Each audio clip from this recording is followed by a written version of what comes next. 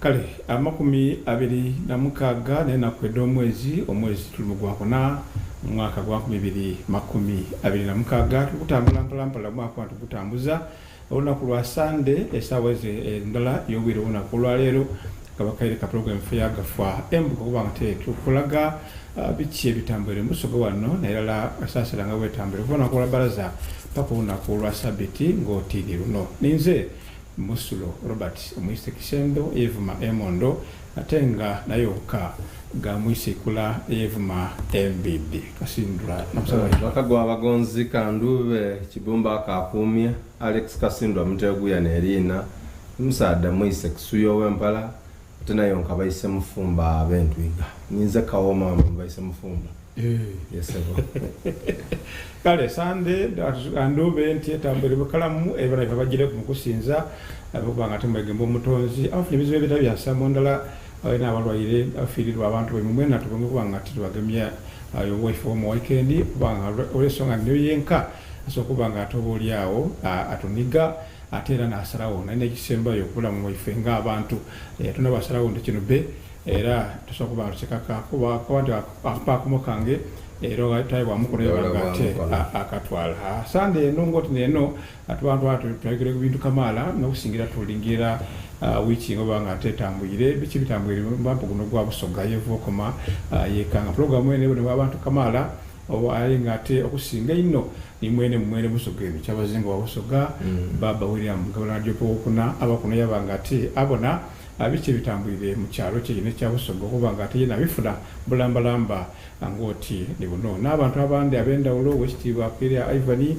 program ina jibako eri omwana wa kibina kyakuna Busoga mwana ali awo bitundu bya na mugonga awo wasoma kusoma leta Hillside primary school omwana bamweta namutamba Kristabera mama we ni president wa Mothers Union mumyoka vice president wa Mothers Union Central Busoga Diocese kira mweta Eva Wangadia baba kuno era omwana yo bagire mu holiday baize mu holiday bamaze yibuzo ali ku TV kuna ali kuba awo chironje ayo no kutagera biche bigema Busoga ayo bigirano wa pifu yani imagine ni teacher wa iganga progressive senior secondary school mwami Senyonga woman tajivwako ayenda ino program eno kale tubasima Busoga mwana we tuliga no Busoga ngoinda wa Busoga ayenga atonumira ebitambula mu Busoga wo lebo kubanga ati oba baba TV wabanga totegera bichi Busoga kubanga etambula sasa leno ebali mu bintu kamala Alex Kasindwa ayo kusinga ensonga ekule ne balemu ya itengule ife ya Busoga ya Busoga University itendekero lino liruire umna unalwenda kyenda nesatu era kyende omugenzi bamuzi nalireta kyenda nesatu nalireta abana mu kyakomeka ira kyenda nesatu omugenzi Spirano bamuzi na kulente kateke no kubanda alete teknology ya Busoga University wana mukwamba go Busoga twena tuve ku teknology ife erikizo kya Busoga tuve ku ni Busoga yona ina university eyayo mwetambukiza emirimu gyayo abaana ife basomere mu Busoga omwo ate benga ate eganulwa mu bantu kamala so oval mulole kyenda nesatu university no yayida kubanga ate etewawo omugenzi bamuzi ayine kumusingi gwa kanisa ya Uganda Church of Uganda nekinu kisinga bukulu ino kubanga dikurani Honorary Bishop wa Busoga Diocese tuli makare bisere ebyo kubanga bisere ebyo Busoga ina yali diocese indala oirenga sawa no butidiwazi so sendo Busoga igange wa Bishop wakola yali kuno Busoga ICT ya Bishop wana ngito lisubi yona yali kuno esoberano okuvaawo university yatambula emyaka awo ejugera kukwirala wakati wa mwaka 2017 awo bizo bya mu university ati eriyo baba degree edobwere eriyo abatasoma bawadi bebawa degree chokanga university yali esomesa abantu bangi wolingirira abakulembeze saawa eno mu Busoga wano abasinga bungi nga nakumeneire mulala n'isaawa eno area MP wa Kigulu South ali kuvaako yali kunagirudi president wa Busoga University 2007 yali girudi parliament yali girudi waawo yali girudi bamuzala wale na wansinge Busoga University wano yali kugirudi president banji tulina RDC webujiri abairenga wano yena yali kwawo yes banji nga natandise okumenera Busoga University efulumya abantu babitirivu abasomesa toyogera ate yakola omulimu munene okusomesa abanakenya semwesa akatunduka semwesa katuka ekiseera nga abanakenya n'abaidwiraawo ekibuga eky'Iganga ekyo kyaidula abanakenya amayumba gaanino olw'abanakenya n'Abasomaali so okuva kwa Busoga University 2017 kwakosa kinene ino Abasoga kubanga tiyakoma kuba na Busoga University main campus yayina study centers eningi eidinda waliwo ekamuli ebuwaiso yaliyo ne wale ne bujiri waliwo awali gundi abujiri hai bali ni branch indi erugazi yona bali bataire Busoga University jobona so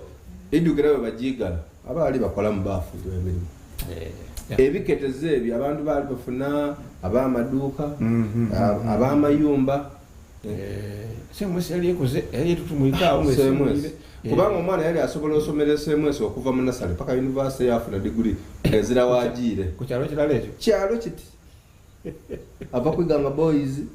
yaja aida wale kukiribacho bawa babere ku St Patrick Kigulu aida bwa ku iganga SS aliva kwiganga SS kaje ku Busoga University wabatayenze kyaje wale ku Bishop Uzi asoma Busoga wamalo somo busomesa yaira mu kiketezo mwene mu kyenejo afuna P7 afuna senior4 wafuna senior 6 wafuna ne degree polisi olibwa walala seje beto Busoga University aye wabajigala banji bali bamaze ensonga ki develop bwana mwalimu okugaba degree enfu ate nga abategera bati bagaba degree enfu bene byava munda mubakulu bene dukire eriyo ni radio yabakyaza yakyaza ko abali abakozi ku university byena wulira kandi radio ya mwidina mu bene National Council for Higher Education yagaji imwe katusoka tubate kumbali cyo mukiso mulungi government yava yagaji feka tubatuwala buti abali nga batandi era sokolanga tubabise mitendera okufulumya empapula kikobebwa nti eri abaana abali balina graduating graduating tibali ku list kyoka ku list baba nako batasoma nabo ekyo ne kyasinganganiza abaana abo tibaye naye mulekicha nzembeireyo kyokanga erina bangi besomeisa kubanga nze ekya Busoga University yene nga institution yasomesa abaana bangi tusomesa n'abantu bangi tuyidde abasawo bangi tuyidde ba lawyers bangi ababisoma Busoga era okuvaawo kwakosa ino Busoga tienda kandi kwakosa ino iganga Busoga ng'ekiketezo iganga yonka yes so mpera iterekero lino ali kutubona ku Bamba TV mwaka wa 2024 ndowooza kanisa ya Uganda kwelibeda government mugugo ifaka atugwetole ko enewe sebirano yabangaliza mikono jaki ya government era okuva government idenga ate ebitakata kubana ngate ridabiriza era bitakwinuma awanga munache ifo kinirira kasa chindo kigemya bajasi banaba engineering engineering brigade neri mu innovating nari mu kutereza okuzimba okukona ekitongole ekizimbye ekya UPDF kyamaji nekiri mu kutereza mulimo munene ino so bera no era einuma awo yaliwo olukiiko oba meeting ku Hotel Africana mu Kampala nga abakulu batyama okubona nga batemente kate empenda edda kubona nti kateeka n'okuyigulawo university eno litandikibwako actually mu maiso awo yewida ndowooza oba ogw'omunaana nabibuire so benga ate etandika okuba nga ekwadde emirimu gyayo omutongole oba abaana benga ate bajjayo okuba nga ate basoma olukikolo luno lwali ku Hotel Africana oli Makulu Kamala minisita w'ebyendegeresa ebyawaigulu ate nga saawa eno naalikola nga minisita w'ebyendegeresa w'ebyansoma byona is the acting mukembuga nti azira muku so nuna era awo yaliwo nga acting Minister of Education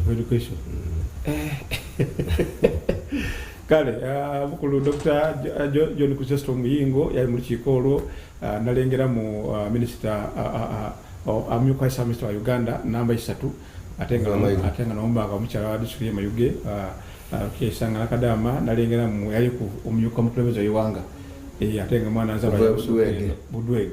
Dr. Specioza Wandira Kazibwe yali mu lukiiko olwo babisupu olwo ababusoga babeeta balimu banalengera bisupu olwo bali namubona yali mu lukiiko olwo nono wa busoga East bisupu wakola yashikirirwa eriyo omukulu yashikira bisupu wakola so Huntington Subi yalimu owa East busoga ni bisupu olwale ono wano busoga n'esisi yana yalimu lukiiko olwo lwali kutema mpenda bajakola batyo okuba okuyigula kutuuse mulimu ensonga ekali mu igumba yebayogera ku lukiiko olwo paka buti erina nkoba abantu buli lunaku nti Busoga University wenasigaza erina lya Busoga University ejaba esetinze abangereza bajeta president mu universities da government dandana ezira university erina lina lya region oba kiketeze ekinene kyeri mu kyevu ekinene mweri tulina Makerere ogwo muluka gwaga mu Buganda yes Makerere ogwo na mu Kampala tulina Soroti yo district Soroti University Gulu University tulina Mountain of the Moon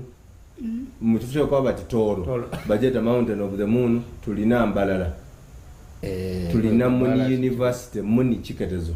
tulina Busitema kyona Chiketezo bandu bajeta ati Bukede ya University ayi basala bakabati kubanga eyo Bukede region bandu ati Bukede University Palisa Litirinyidani Chibuku ayi bajeta Busitema University kubanga nabe makaye bandu ati Buganda bala abacholi abegulu bandu ati acholi ni balera abomwa abembalala bandu ati Ankole University abesoloti bandu jese Teso University ayezira bona bafuna amaina amatontono kyovo boneri abali bakobadu bakiri bajeta iganga kubanga olingirira akola iganga abandi kye bakozesa abandi ebiketeza ebindi bitiwe bikola bikozesa district wakiife tikye tukola kubanga bona batiwe bakola wolingirira akulira ebyamateeka mu National Council for Education yabako bati bamweta Fiona kunihira yako bati buli kintu kyawerayo erina nerikalimu ku either basigaze eri oba ayiya wamagaza ati balina asigaza liina eryo olw'ensonga edibeire ku liina eddaaliwo edibeire ku liina eryo kyokka abasomera mu Busoga University bakoba butiife abasomera mu empapula diri ku Busoga University buli kankuwa ekyobona kukirala mukaire wange yasomera ku isomero bayitanga township tekaliwo nze nasomera ku isomero bayitanga town council primary school saawa ne bajeteganga municipal primary school mama wa township nze nasomera town council saawa ne bajeta municipal iganga municipal ne irale eryo neira leeri maina era nguli katonda ayamba iganga yafuuka city era esemba lyeta iganga city council primary school ndowooza olibona bakulalule era saawa eno ife abaasomerayo ife aba iganga town council bana ba municipal batulinga ati kubanga bali bajeta iganga municipal primary so ekyo kikaali mu kwenkenera omuntu alina olupapula lwa Busoga University ono munamateeka yabawera kati eriina era wolingirira mu baleese eyali ku omumyuka wa president yaleese yakati tujete Busoga National University buli omu alina eriina era bamaze bayikirizaganya ku maina bafuna amaina gati ge bajja otwala mu cabinet ensalawo ekirungi ku maina gebalonze ekigambo Busoga ekigambo Busoga kikaaliku kyekikaaliku so buti awo naawali firimu gavumenti tetujja tusinga ife kyetuli kwenda university eyeyo kubanga gavumenti yeetairemu $2.3 kuliko osasula amabanda kuliko okurenovatinga n'okugula ebintu ebindi equipment eda university $2.3 obuwumbi 23 eriina obwina litatuleme oidinga twaba tulina atandika niba naife aba atandikaira Mountain of the Moon oba atandikaira ife tukaali tugira twatandikira ku byapa okuva mu Busoga University Limited bayize eno amabanda gaali ga $3 billion banka daidi banda government byonna butikana akatono nze nsaba busabe abali ku task force ene kulibwa Professor Tabuti batuyambe Busoga University abali kwenda ogisomera ku banji producer soko tuwa mulobozi aga omyuka wa Sub-Minister wa Uganda namba 3 honorable Rukia Nakadama kule kunanyo obundi abo bagojo kongera Dr. Special wandala kazibu miti ulushikolo babale mu Hotel Africana mali tukongereyo n'ekindi kuikanya ku nsonga y'erina lya Busoga University era twakimaliriza twabanga tulina amaina abiri ge twavireyo nago twakoma nti bagatwale bawandiike the paper cabinet paper so that tusobola okuvaayo na erina nga tulikye tuli kwenda kubona nti omwaka ekisanda kino nga kikaali kuwaako university eno